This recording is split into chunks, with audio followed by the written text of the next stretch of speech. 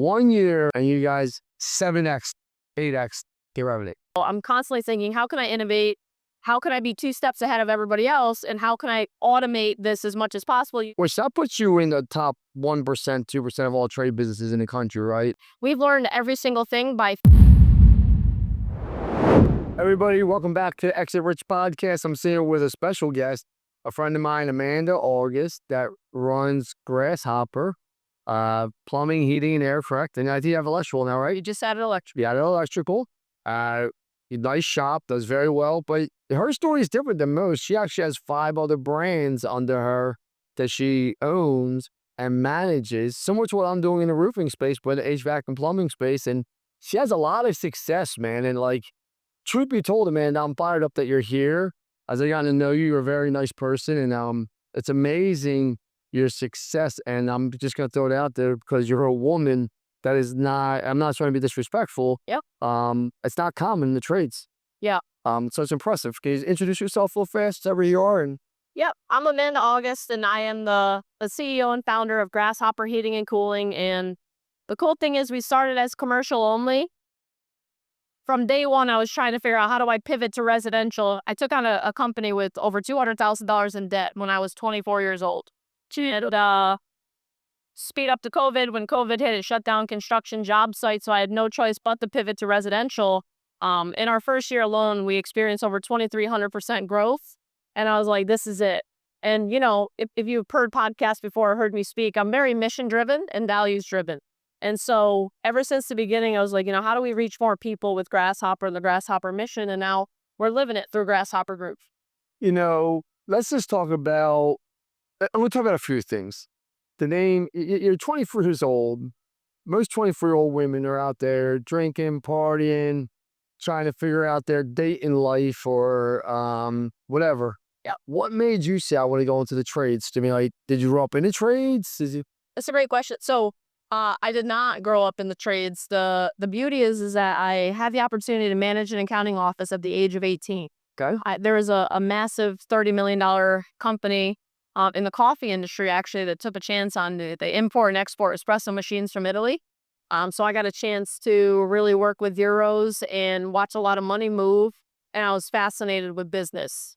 And ever since then, you know, I was like, I'm an adrenaline junkie. I seek an adrenaline rush, and I love a challenge. So after I started to learn business quite a bit, I actually dove into flipping houses. Really? And so I got some success with flipping houses, got some money stacked up in the bank. And I loved, like, my goal was always 90 days. I actually did it without any cash. So I'd go sell myself to homeowners to sign their property over to me. I took over the mortgage, the insurance, the taxes. I flipped it in 90 days. There's X amount we agreed to pay the homeowner, and I pocketed the rest without putting any money down at all. Oh, you're a hustler.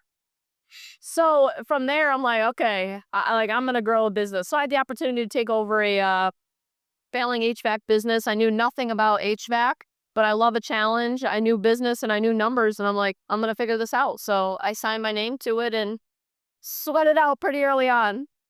You know, it's stressful. Like, if people think it's easy, people think, I mean, me and you had conversations for probably, I don't know, an hour and a half total, 2 hours the last 2 days.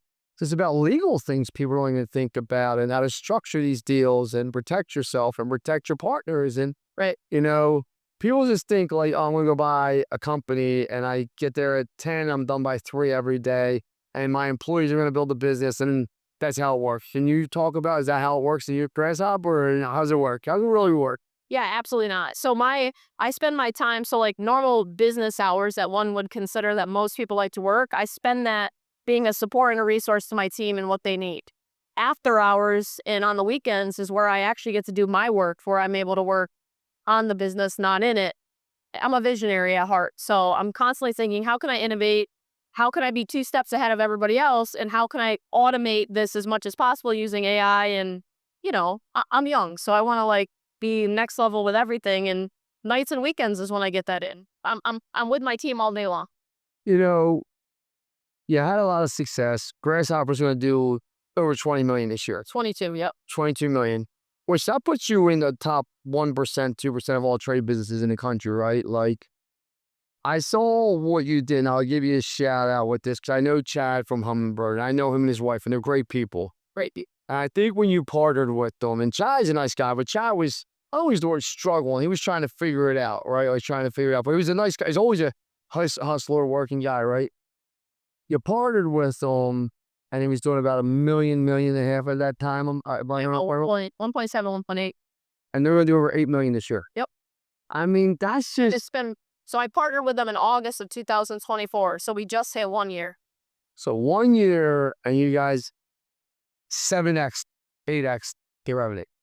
I mean, talk to me about that growth because, like, people don't know why. See, I know it's true because I know you and I know Chad, right? Like when people say the Lance Roy sells 6 companies, you know I did because you know the companies I sold, right? Like, so, like, it's. Sometimes I feel like there's a lot of bullshit artists out there, a lot of fake gurus. Yep. But you're doing it. Yeah. And people think it's easy. Once you have that, talk to me about that transformation because I'm assuming a big piece of it, you had to break through Chad's mental piece. So we can do this. This has to be the price. Has to be the price. Can you talk about that break? Because I'm assuming that's what you had to do. That's what I have to do a lot. Hey everyone, thank you for joining us today. I want to give a quick shout out to our sponsors, Service Titan and Rilla, our technology of choice to helping us scale and grow our business and making sure all of our viewers have the technology to scale their business so when they want to sell it, they're able to. So I actually, we just had what was called Warrior Week last week for all of Grasshopper Group and all of our quality control team, which we spoke about yesterday. And I gave Chad and Vita a shout out because Chad and Vita pushed me to be a different level of a leader that I didn't know how to be because I never experienced that level of leadership that I had to, climb to. And the hardest thing that I encountered, I think, in the last 5 years was being partners with Chad. And I say that in the most loving way because I had to learn him.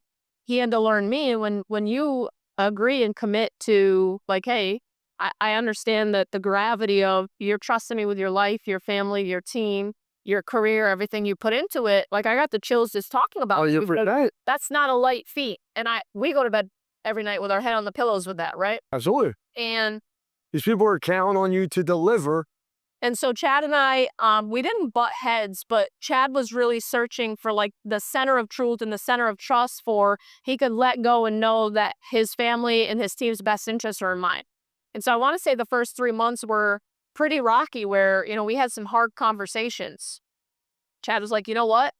I'm going to let go. She's either going to make my company's going to crumble or it's going to do great things. So he actually stepped out of the way of the business and let Vita and I really work together with their team.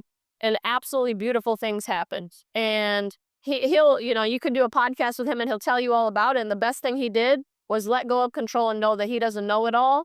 And other people, it's okay if other people know more than him. And it's okay if other people have more wisdom than he does or know numbers better than he does. And I had to calm him down a week ago because we were looking at his year-to-date profit and loss statement.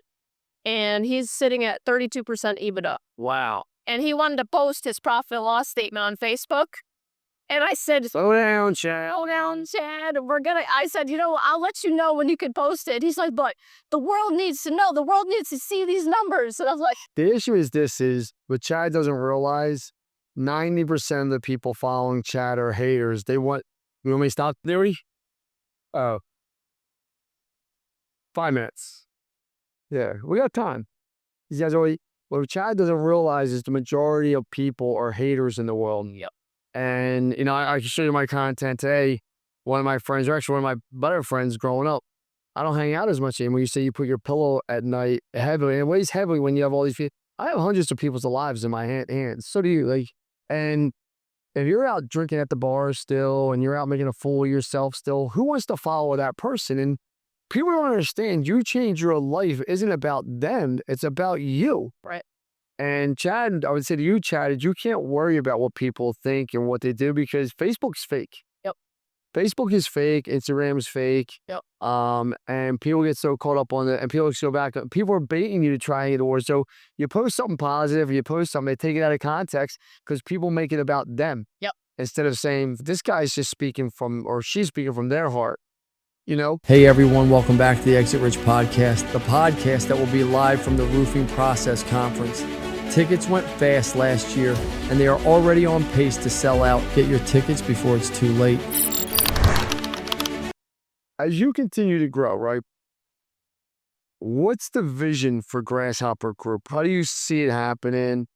Is the vision changing after the last 2 days of us speaking a little bit? Huh? Yeah, Nick and I have to have quite a whiteboard session. And I do want to say, Lance, I've followed you on social media. I've had the opportunity to hear you speak. And I just want to say thank you, like from the bottom of my heart, because you didn't have to take 2 hours to talk to me over the last few days and share all the things where you learned the hard way and mistakes that you made that cost you a lot of money and heartache, and just the wisdom that you shared with me. Like, you are much more than what Facebook shows you to be. And going back to Facebook is fake, I feel like I bought into that hype for a little while, right? Oh, yeah. And if you saw my Facebook post the other day, it's like I've just been focusing on watering my own garden because none of that matters. And then let's just see behind the curtain, it's like F social media. Like, I just want to be around good people.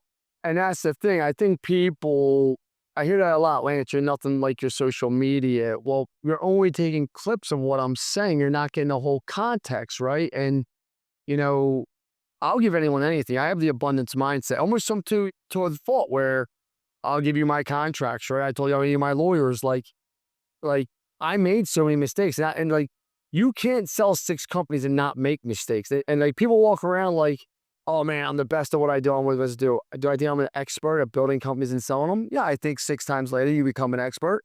I became an expert from getting this shit kicked out of me and going through all the mud. And I'm sure I'm still going to keep learning. Yeah.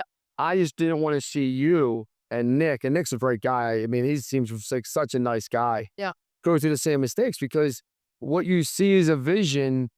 You don't always see all the potholes. And when someone's hit the potholes, you're like, man, it gets real bumpy out there with people. Well, I appreciate that more than you know. And that's the vision with Grasshopper Group, is that, I'm not a part of any best practices group. I don't have any like people that come in and give me wisdom. Like, we've learned every single thing by failing and losing a lot of money and pivoting and figuring it out. And with Grasshopper Group, we just get to take my team that's done all that and give it to other companies and teams. And you've had success. Like, people, like, this is what I say to people, because your model is very similar to mine. I think doing HVAC, I'm doing roofing for the most part, is we take 50% in operational control for no money, right? I'm very transparent with you, right? You got okay? I talk about your models? Okay. I still want to put your business out there if you don't want it. Like, and someone said, why would I give you 50% of my company? I said, you don't have to. I said, but the intellectual property I have upstairs that you can never get access to is worth more than any money you could ever give me.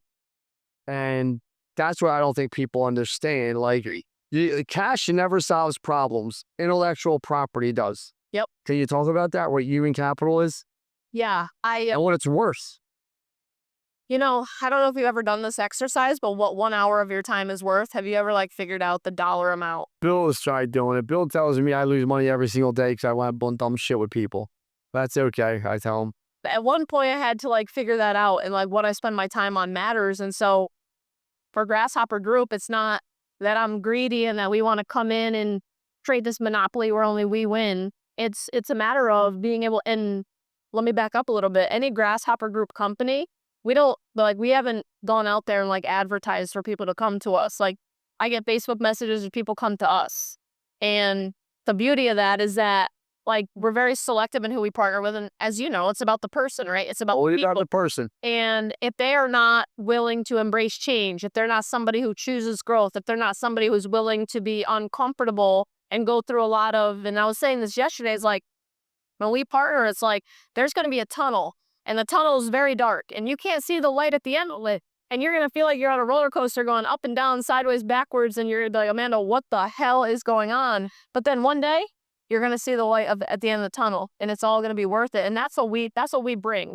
We bring. I know you bring it. You've been there. You've done it. What we're going to do is we're going to pause for about an hour and a half. I got to get into this meet and greet. Neri's getting worked up here. And then we're going to finish this round too. Is that cool? Yeah. Because I want people to hear what you actually do and how it's done and how you're helping HVAC contractors, because a lot of them need help out there. And I do believe a lot of these coaching groups are just bullshit. 100%. I spent over $500,000 attempting to do all that until I learned F all these people, F all the money that they say you have to pay them. There is nothing out there that gives you something that's scalable and measurable based on numbers and data. There's not a single one. Awesome. We're going to do part